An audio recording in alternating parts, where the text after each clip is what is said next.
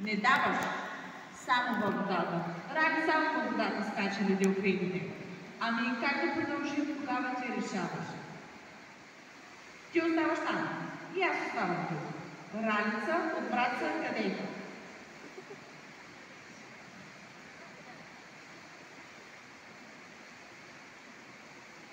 Сериозно.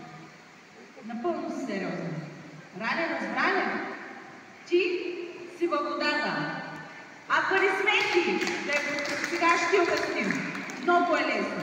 Ти каза, че си смел и ще ни помогнеш. Всички чуха. Добре. Значи, скачаш във водата. Плуваш до центъра. Спираш да плуваш.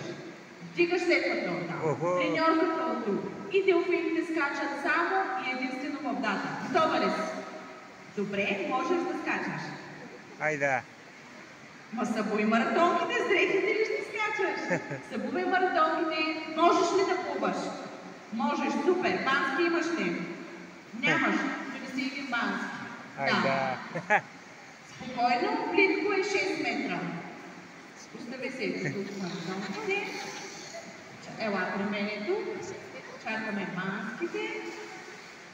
Ето. Обърни се. Да.